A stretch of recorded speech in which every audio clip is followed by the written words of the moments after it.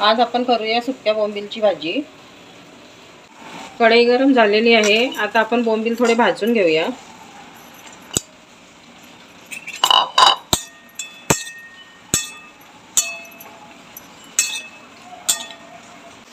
बघा, अशा प्रकारे मी बोंबील भाजून घेतलेले आहे। आता काढून घेते।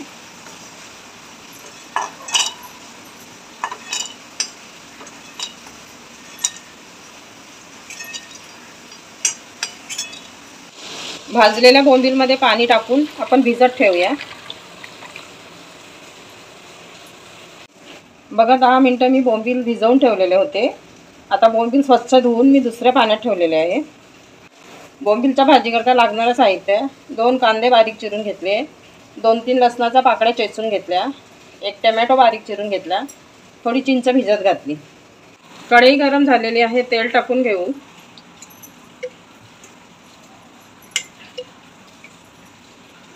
तेल गरम झालेलं आहे। लसूण टाकून घेऊया। 2 कांदे बारीक चिरलेले ते टाकून घेऊ।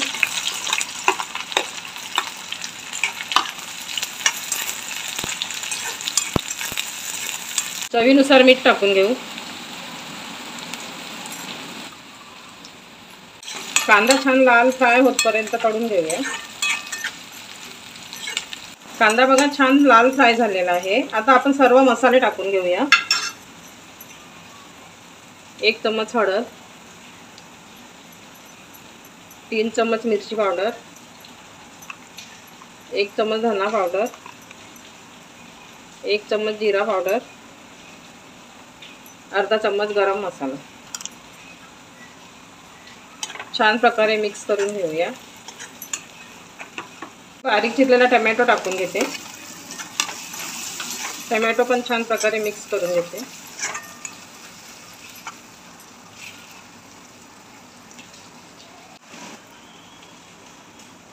बोंबील टाकून घेते।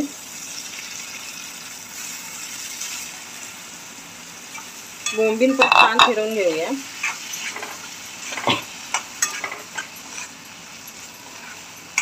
सर्व मिक्स करून घेऊ।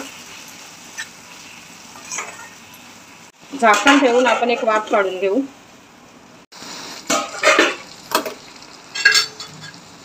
बघा, बोंबीलला छान वाफ आलेली आहे। टोमॅटो आणि कांद्यामध्ये छान मिक्स झालेले आहे। आता आपण चिंचेचं पाणी टाकून घेऊ।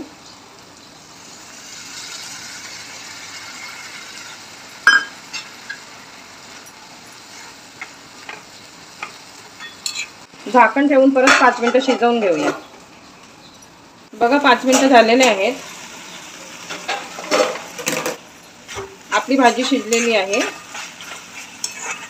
बोंबीलची भाजी खाण्याकरता तयार आहे।